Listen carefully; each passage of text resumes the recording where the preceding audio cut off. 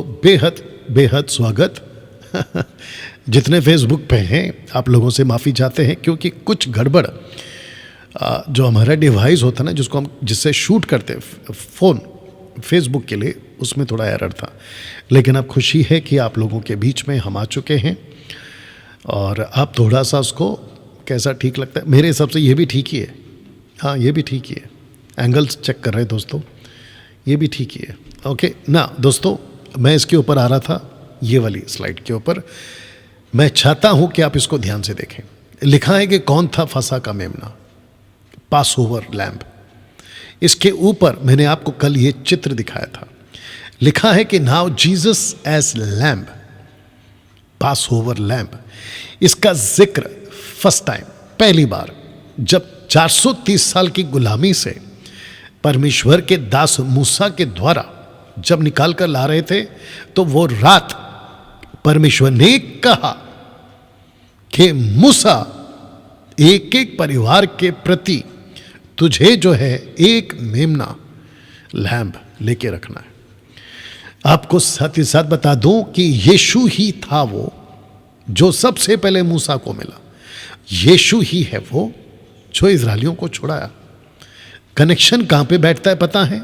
कि यीशु को इस पृथ्वी पर एक छुटकारे के रूप में, एक उद्धारकर्ता के रूप में और मुक्ति के रूप में न्यू टेस्टमेंट के अंदर, जिसको कहते हैं नया करार, उसके अंदर इसी तरीके से इस मेमने को पेश किया गया है या फिर लोगों के बीच में रखा गया है। यहूदी इजरायली, उनको अच्छे से पता था कि ये पास ओवर लैम्ब कौन है, और जितने भी प्रॉफिट्स थे उनको भी पता है, जिसका जिक्र मैं भी करूंगा। तो मैंने इसको रखा था कल। अगर आपने इसकी वीडियो डिटेल में नहीं देखी, मैं चाहता हूं कि आप देखें। तो लिखा है कि तुम्हारा मेमना निर्दोष, पहले वर्ष का नर हो, उसे चाहे भेड़ों में से या चाहे बकरियों में से लेना, लेकिन नर होना चाहिए, ठीक है ना। साथ ही साथ आपको अगर याद होगा, मैंने आपको यह भी कहा था कि ये पास ओवर लैम्ब, जिसको कहते हैं फसा का मेमना, ये यहोवा का फसा कैसे हो गया, ये भी ध्यान देने वाली बात है। तो लिखा है कि पहले महीने के 14वें दिन को गोधूली के समय यहोवा का फसा हुआ करे, और जिसका ये इंग्लिश ट्रांसलेशन है लॉर्ड्स पास ओवर। आप देख सकते हैं लॉर्ड्स पास ओवर, और ऊपर ग्रीक, माफ करना, हिब्रू ट्रांसलेशन आपके लिए रख दिया, पास ओवर यहोवा, यहोवा, जहोवा, यावे, ठीक है ना। यशायाह को यह दर्शन मिला था 53 का 7 में। वह सताया गया, यानी कि मेमना लैम्ब जीसस, लिखा है कि वह सताया गया तो भी वह सहता रहा, अपना मुंह ना खोला। जिस प्रकार भेड़ वध होने के समय भेड़ी ऊन कतरने के समय चुपचाप शांत रहती है, वैसे ही उसने भी अपना मुंह ना खोला। इसको कहते हैं कि यशायाह को ये मैसेज मिल चुका था, या प्रोफेसी हो गई थी, उसको मिल चुकी थी कि यीशु ही है और एक ऐसा छुटकारा देने वाला आएगा, और जिसके चलते पुराने नियम के अंदर यीशु को कई जगहों पे देखा जा सकता है और एक मेमने के रूप में भी देखा गया ना। दोस्तों, इसी आयत को, यानी कि 53 चैप्टर को जब एक व्यक्ति पढ़ रहा था, मैं समझता हूं कि वह कई सालों से पढ़ रहा था, लेकिन उसको कभी नहीं समझा कि ये किसकी बात हो रही है। इस खोजा को या यूनक को लगा कि यशायाह खुद की बात कर रहा है। हो सकता है उसकी लेवल ऑफ अंडरस्टैंडिंग उस प्रकार से होगी, लेकिन जब पवित्र आत्मा ने फिलिप को भेजा और कहा कि जाके इसको समझाओ, क्योंकि हो सकता है कि इथोपियन में इसके द्वारा यीशु का सुसमाचार वहां के सारे लोगों में फैल जाए, तो जिसके चलते फिलिप, लिखा है कि तब फिलिपुस ने अपना मुंह खोला, इसी शास्त्र से आरंभ करके उसे यीशु का सुसमाचार सुनाया। तो ये मेमना कौन था दोस्तों? यीशु था। साथ ही साथ जब जॉन द बैप्टिस्ट यीशु को देखता है, तो यीशु को कैसे देखता है? लिखा है कि परमेश्वर का मेमना है जो जगत के पाप उठा ले जाता है। ऐसा भी पॉसिबिलिटी है, या ऐसा भी हो सकता है कि इस व्यक्ति ने, जिसका नाम है यूहन्ना, जॉन द बैप्टिस्ट, इसने यीशु को एक झलक में पुरुष, एक झलक में मेमना, ऐसा हो सकता है, जो कि परमेश्वर कर सकता है और दिखाता भी है। तो इस इशू को जॉन द बैप्टिस्ट कहता है कि देखो ये जो आ रहा है ये मेमना है, ये भी पॉसिबिलिटी हो सकती है कि यशायाह की किताब का कनेक्शन इस व्यक्ति ने दिया होगा। तो ऐसे कर कर आपको मैंने कल बताया था कि सबसे पहला लिखा है कि इस आयत के मुताबिक जो मेमना होगा वो एक परिवार का होगा। आप देख सकते हैं, एक परिवार का होगा, ठीक है ना, अपने अपने परिवार से के लिए ही एक मेमना, ठीक है ना। और फिर उसके बाद में आपको पता चलता है कि वो हो गया राष्ट्र का मेमना, ये वाला लाइन, यानी कि इजराइल के राष्ट्र का मेमना, यहोवा का मेमना। फिर उसके बाद आता है जगत का मेमना, सारे सृष्टि का मेमना। क्यों? क्योंकि असंभव है, इब्रानियों की किताब कहता है कि असंभव है कि किसी जानवर का, बछड़े का, भेड़ का, किसी जानवर का खून मानव जाति को आदम के पाप से जो बीज बोया है आजाद कर सके। इम्पॉसिबल। लेकिन पौलुस कहता है क्योंकि हमारा भी फंसा जो मसीह है बलिदान हुआ है। तो दोस्तों, पौलुस को यह प्रकाशन मिला कि यीशु हमारा फंसा है, यानी कि यीशु जो बलिदान हुआ वो पूरे मानव जाति के लिए, विश्व के लिए, और जो यीशु पर विश्वास करते हैं उसके लिए ना। दोस्तों, मैं अब यहाँ से एक कदम आगे जा रहा हूँ।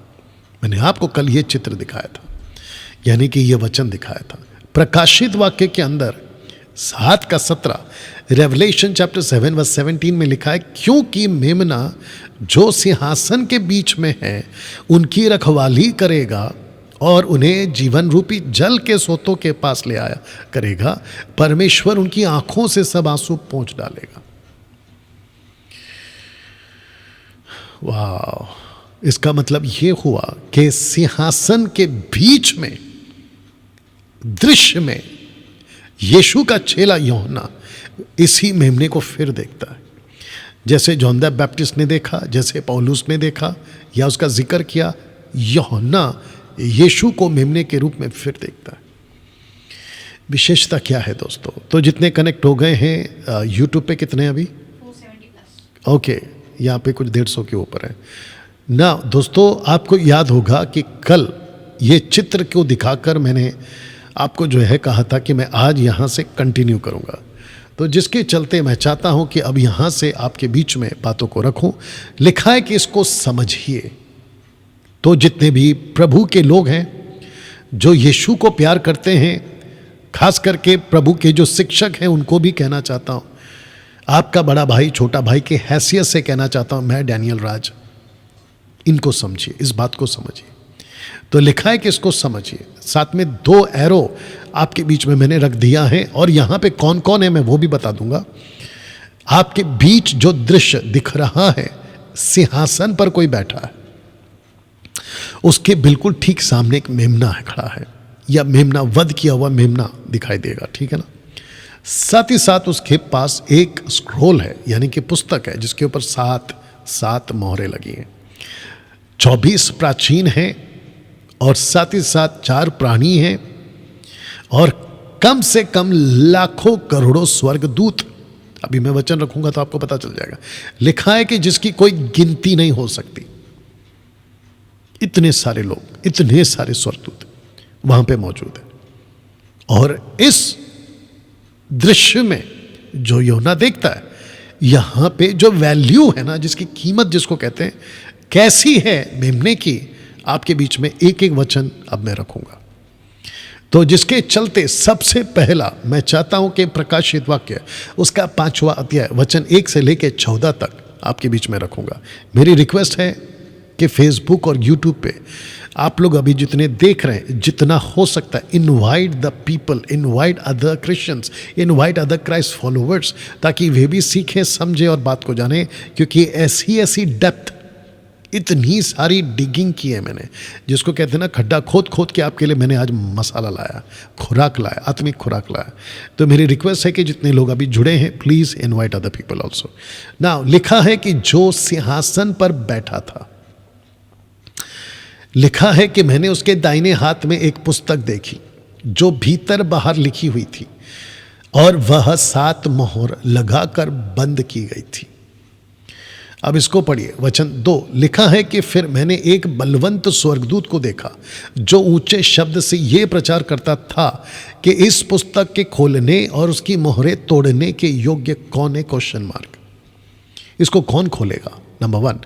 दूसरा, इसको कौन तोड़ेगा? मोहर को कौन तोड़ेगा? पुस्तक को कौन खोलेगा? मोहर को कौन तोड़ेगा? ये 2 प्रश्न के साथ बलवंत स्वर्गदूत ऊंचे शब्द से प्रचार करता हुआ यूहन्ना को दिखाई दिया। जब जैसे ही वचन 2 में ये हुआ, वचन 3 पढ़िए क्या लिखा है।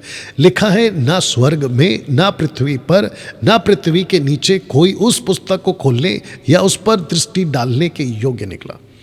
इसको कह सकते हैं कि आगे जो दुनिया खत्म होगी इस मोहर के हिसाब से, क्योंकि जो बाइबल को जानते हैं, खास करके प्रकाशित वाक्य के पुस्तक को, क्योंकि मैं इसके ऊपर स्टडी दे चुका हूं, इसलिए मैं ये बात को कह रहा हूं कि जब तक पुस्तक की मोहर नहीं टूटेगी या खुलेगी, तब तक आपको किसी प्रकार का 7 तुरी नहीं दिखाई देगा, उसके बाद 7 कटोरे नहीं दिखाई देगा, उसके बाद में एंटी क्राइस्ट और उसके साथ में फॉल्स प्रॉफिट, उसका अंत नहीं दिखाई देगा, और लास्ट में एरमैगडोन की लड़ाई, जिसको कहते हैं द फाइनल बैटल, लूसीफर को हमेशा के लिए गेहेना नर्क में डाल दिया जाएगा, जिसको कहते हैं दूसरी मृत्यु, आग की झील। तो इन सब के लिए ये पुस्तक का खुलना जरूरी है। लेकिन जानते हो वचन 3 क्या कहता है? कहता है, न स्वर्ग में, यानी कि ऊपर स्वर्ग में, ना पृथ्वी पर, ना पृथ्वी के नीचे इस पुस्तक को खोलने या उस पर दृष्टि डालने के कोई योग्य निकला। अब आपको समझ में आ रहा होगा कि यीशु की कीमत कितनी है, यीशु का वैल्यू कितना है। हम मसीह लोग, जिसको क्रिश्चियंस, मैं नाम इसलिए दे रहा हूं क्योंकि हम क्राइस्ट फॉलोवर्स हैं, ठीक है ना। आप समझ के देखिए, आप कितने सौभाग्य लोग हैं कि वक्त रहते आपकी आंखें खुल गई। वक्त रहते डैनियल राज के 30 साल पहले आंखें खुल गई 93 में, जिसको मैंने यीशु को जाना, और उसके बाद से लेके अब तक लगातार नॉन स्टॉप मैं इस यीशु का सेवा कर रहा हूं। मैं साथ ही साथ उन सभी को कहना चाहता हूं जो शहर या किसी कस्बे या किसी गांव या किसी भी इलाके में काम कर रहे हैं, मैं उन सबको कहना चाहता हूं, जिस तड़प के साथ आपने शुरुआत की थी उसी तड़प के साथ में ख़त्म भी करिएगा। जैसे शुरू किया था वैसे बरकरार रखिएगा। किसी भी चीज़ के लिए कॉम्प्रोमाइज़ मत करिएगा, बल्कि यीशु के पीछे बड़े लगन, जज्बे के साथ और तड़प के साथ में आपको प्रभु का काम करते रहना है ना। दोस्तों, अभी तक आपको क्या पता चला कि एक सिंहासन है, एक मेमना है, एक पुस्तक है, ये सारी बातों का जिक्र आपको पता चला। मेमना मतलब, मेमना की बात अभी आएगी यहाँ पे, ठीक है ना। पुस्तक है। वचन 4 में देखो क्या हुआ। लिखा है कि यूहन्ना कहता है, मैं फूट फूट कर रोने लगा, मैं फूट फूट कर रोने लगा, क्योंकि इस पुस्तक के खोलने या उस पर दृष्टि करने के योग्य कोई ना मिला। प्रकाशित वाक्य 5:5 में लिखा है कि तब उन प्राचीनों में से एक ने, अब ये प्राचीन कौन कौन है मैं आपको बता देता। 12 इज़राइल के गोत्र के 12 प्राचीन और यीशु के 12 गवाह, जिनकी यीशु ने नियुक्ति की थी, ये टोटल मिला के हो गए 24।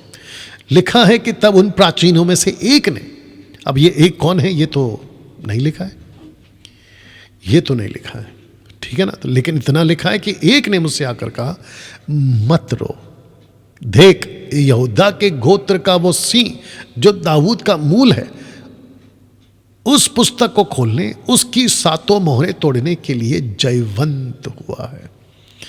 आप जयवंत का मतलब समझते हैं?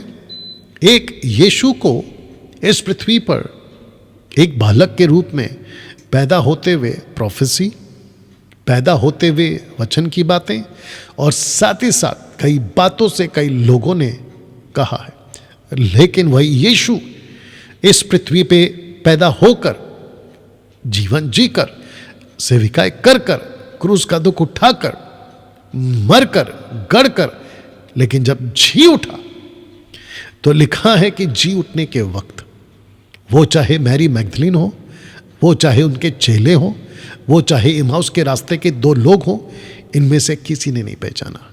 मैं साफ कह रहा हूं, नहीं पहचाना।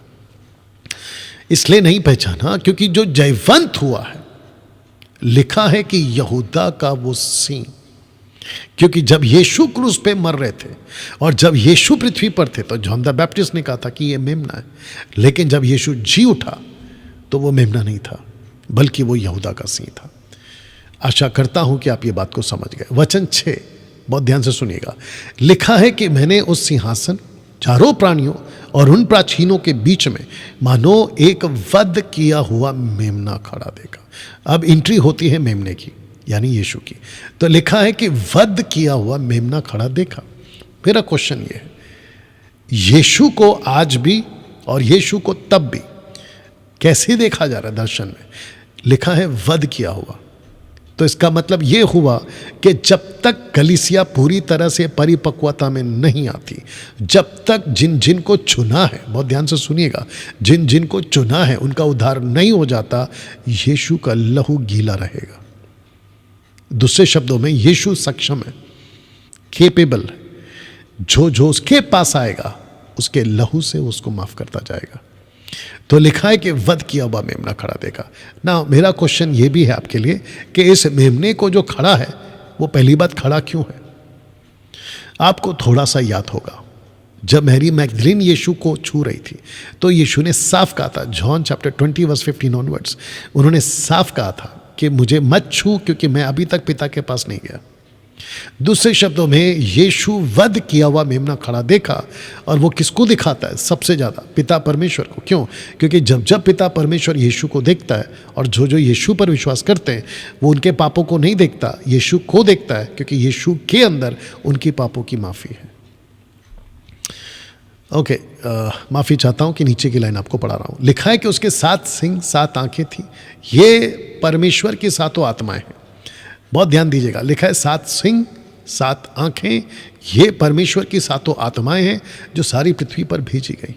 7 सिंह, सिंह किसको दर्शाता है? एक प्रकार का अधिकार, क्योंकि जिसके पास सिंह होता है, हॉर्न्स जिसको कहते हैं, हॉर्न्स, वो दर्शाता है कि वो लड़ सकता है। आंखें का अर्थ क्या है? इसका मतलब है कि सब कुछ देखता है, क्या चल रहा है क्या नहीं चल रहा है। आइज़ाया चैप्टर 11 वर्स 2 आगे रखूंगा, कहता है ये वो 7 आत्मा है, यानी कि पवित्र आत्मा को दर्शा रहा है। वाह, अमेजिंग नहीं? तो अभी तक आपको चित्र में कौन कौन दिख गए? 1, सिंहासन पर कोई बैठा है। नंबर 2, वध किया हुआ मेमना। नंबर 3, आत्माएं। प्लूरल फॉर्म इसलिए है क्योंकि वहाँ पे 7 आत्माओं का जिक्र है। जब आप आइज़ाया चैप्टर 11 में भी आओगे तो वहाँ पे भी 7 है, 7 सिंह हैं, 7 आंखें, इसलिए लिखा गया, लेकिन पवित्र आत्मा एक ही है। वचन 7 इसी का, ठीक है ना? लिखा है कि उसने आकर उसके दाहिने हाथ से जो सिंहासन पर बैठा था वह पुस्तक ले ली। तो किसने आकर किससे ले ली? बहुत ध्यान दीजिएगा, यीशु ने आकर जो सिंहासन पर बैठा है उससे पुस्तक ले ली। तो यहां पे प्रेजेंस कितने हैं?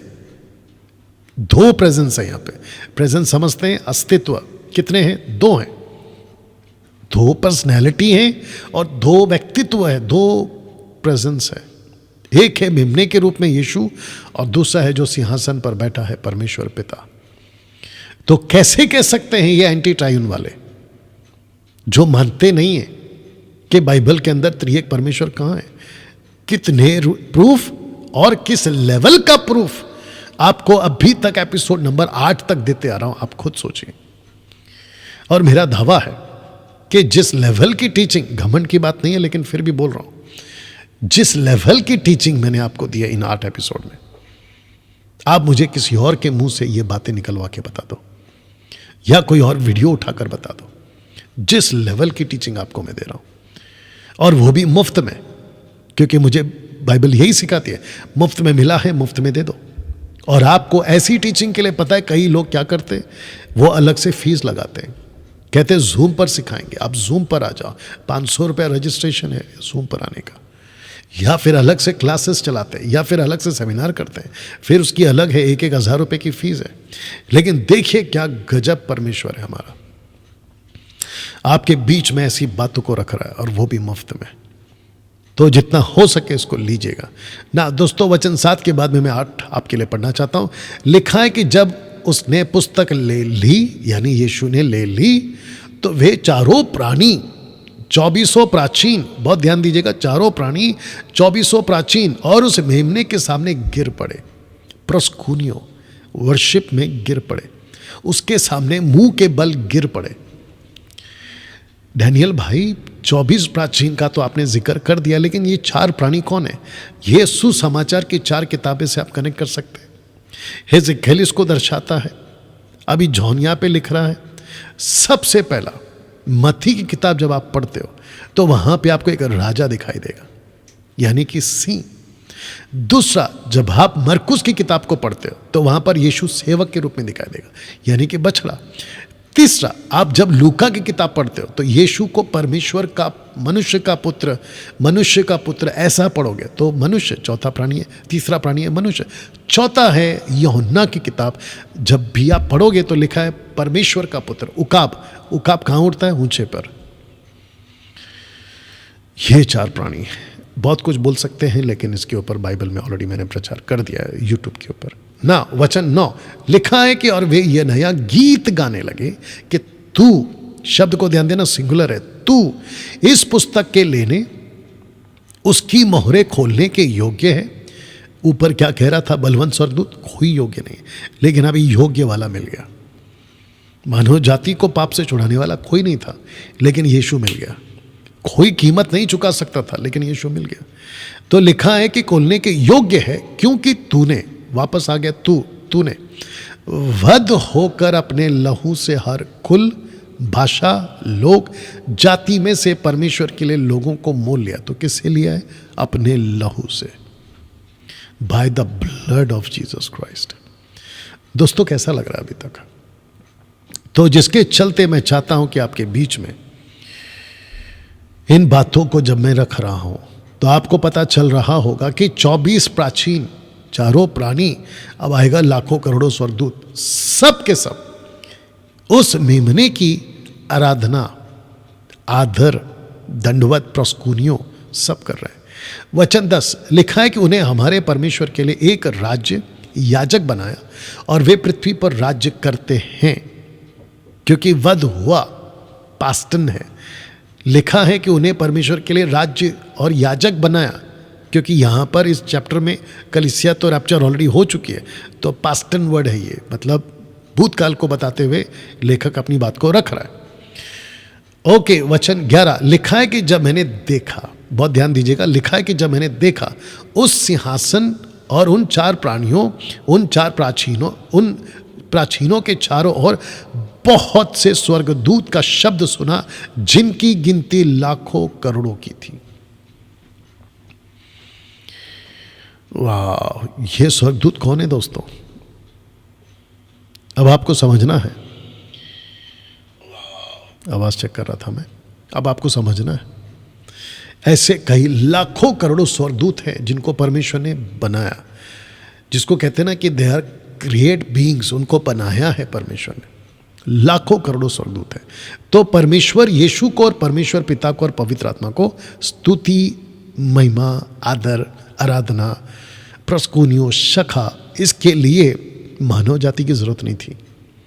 लेकिन देखिए इसकी नम्रता, ट्रायून गॉड की नम्रता। स्वर्गदूतों की आराधना को नहीं चाहता, लेकिन वो कहता है कि तुम मुझे पूरे मन, पूरे धन, पूरे शक्ति, पूरे प्राण, पूरी बुद्धि से आराधना करो। या वचन 12, दिमाग में कुछ आ रहा था लेकिन नहीं बोलूंगा। वचन 12 लिखा है कि ऊंचे शब्द से कहते थे, कौन कहते थे? लाखों करोड़ों स्वर्गदूत कहते थे कि वध किया हुआ मेमना ही सामर्थ, धन, ज्ञान, शक्ति, आदर, महिमा, धन्यवाद के योग्य है। तो इसका मतलब है कि लाखों करोड़ों स्वर्गदूतों को पता है कि जब वो उसकी महिमा कर रहे हैं, उसकी आराधना कर रहे हैं, उसको आदर दे रहे हैं, उसको धन्यवाद दे रहे हैं, तो उनको पता होगा ना कि ये कौन है। एग्जैक्टली।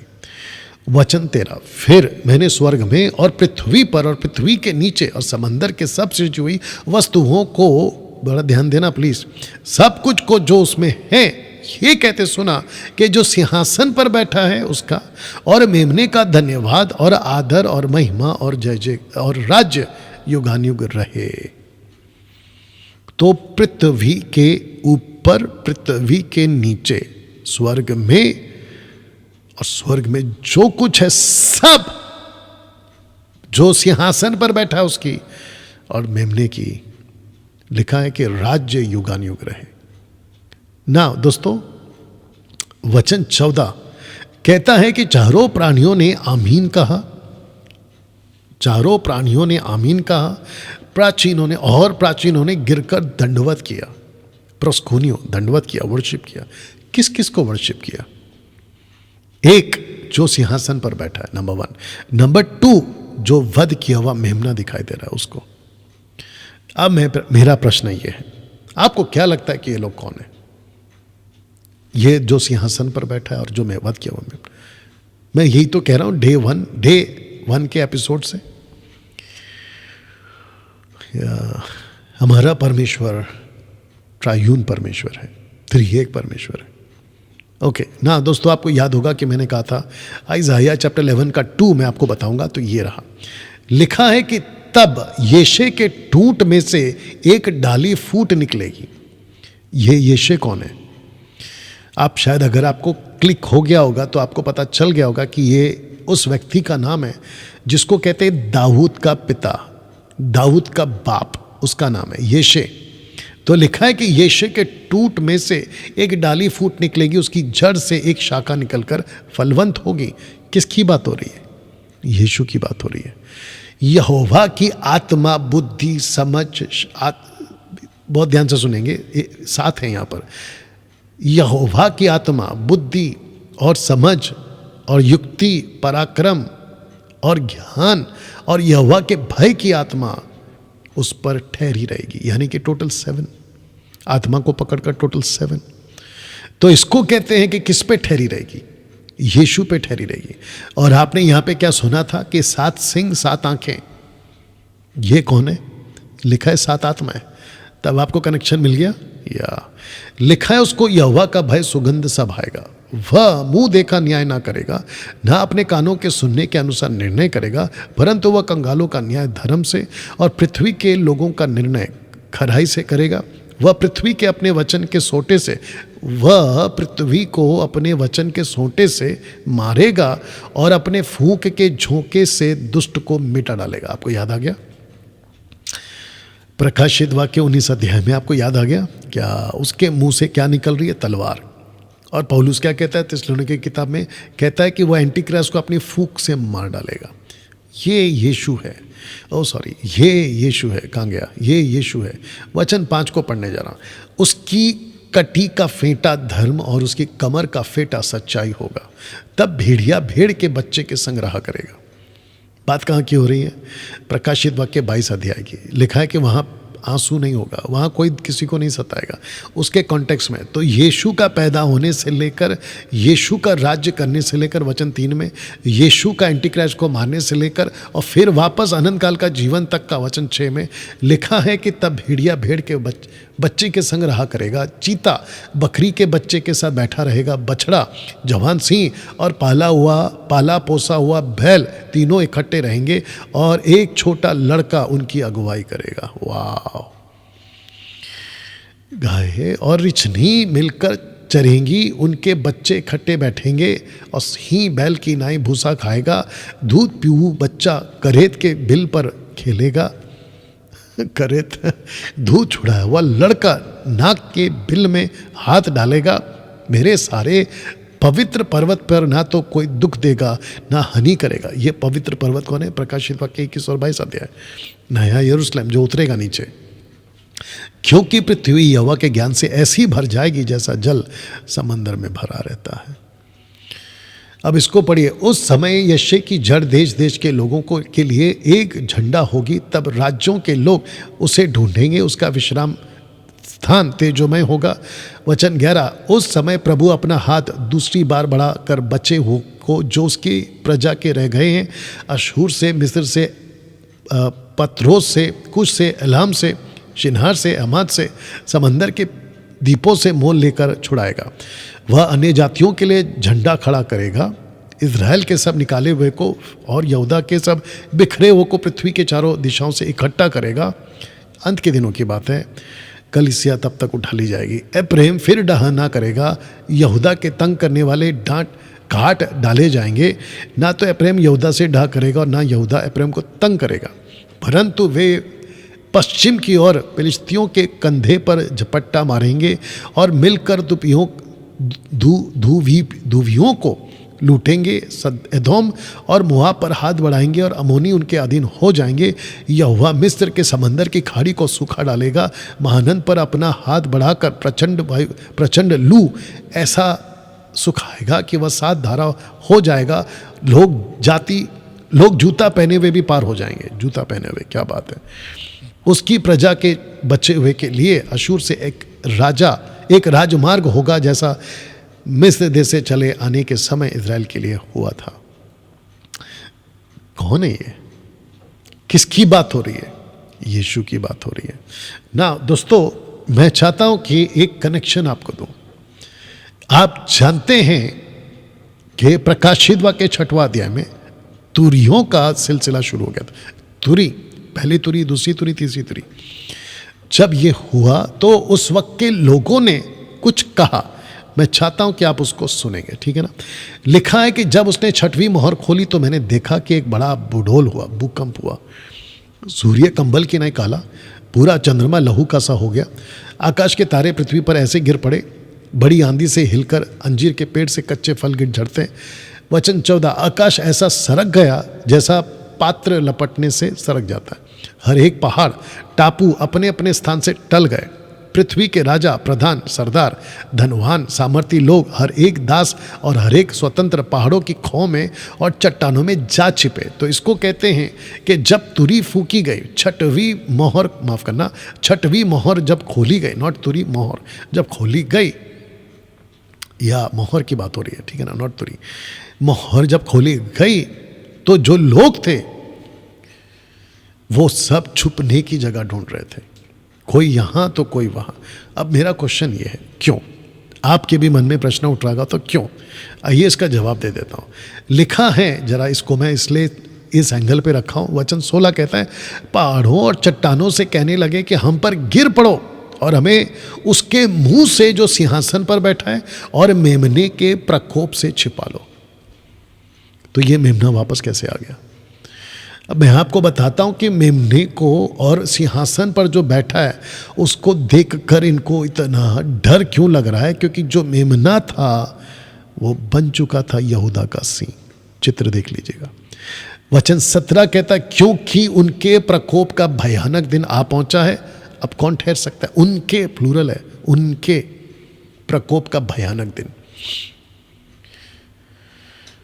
वाह। अब मेरा क्वेश्चन है, परमेश्वर का गुस्सा इतना भयंकर क्यों? मैं आपको जल्दी से बता दूं, क्योंकि शुरू से लेकर आज तक, अब तक और आगे जब तक मसीह नहीं आता तब तक इस पृथ्वी पे बड़े बड़े एम्परर्स, यानी कि राजा महाराजा, जितने भी सामर्थी लोग हैं, अमीर गरीब, दास स्वतंत्र, किसी ना किसी युग में अपनी अपनी ताकत का इस्तेमाल कर कर मसीह के लोगों को भयंकर मारा है या सताया है। और जिसके चलते परमेश्वर कहता है बदला मैं लूंगा। और आज आप ये देख सकते हैं, इस वचन में लिखा है, वचन 17 फिर पढ़ रहा हूं, उनके प्रकोप का भयानक दिन आ पहुंचा है। उनके, यू अंडरस्टैंड? या अब आपके बीच एक चित्र रख रहा हूं। लिखा है किसको मिला था ये प्रकाशन, यानी कि पास ओवर लैम, फसा का मेमना, ये प्रकाशन किसको मिला था कि यीशु फसा का मेमना होगा, पास ओवर लैम किसको मिला था? और इसका जिक्र, यानी कि इसकी बात को खुलासा करता कौन है? खुद मेमना। कहां पर है? यहां पर है, यूहन्ना की किताब उसका 5:45 लिखा है, ये ना समझो कि मैं पिता के सामने तुम पर दोष लगाऊंगा। मैं नहीं लगाऊंगा दोष। पिता के सिंहासन में जब पिता पूरी पृथ्वी पर, उसमें यहूदी भी होंगे, इजरायली भी होंगे, उनका जब न्याय कर रहा होगा तो यीशु मेमना खुद कहता है कि मैं दोष नहीं लगाऊंगा। आइए पढ़ते हैं, लिखा गया, पर दोष लगाने वाला तो है। लिखा है तुम पर दोष लगाने वाला तो है। ये कौन है?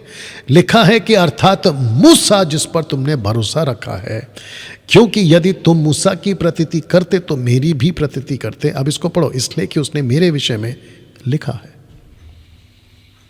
तो यहूदियों, उस वक्त के भी आज के भी, मैं उन सबको कहना चाहता हूं जो यीशु को परमेश्वर नहीं मानते, आपके ऊपर दोष लगाने वाला आप ही का मूसा आपके तोरा को लेकर, ओल्ड टेस्टमेंट को लेकर, तनाक को लेकर आपके बीच में आएगा और आप ही को दोष लगाएगा इसी रेफरेंस से। नॉट पौलुस की किताब से, पतरस की किताब से, योना की, नहीं नहीं नहीं, ये सब से नहीं दोष लगा, तुम्हारी तोरा से तुमको दोषी ठहराएगा, तनाक, ओल्ड टेस्टमेंट। ओके, अब इसको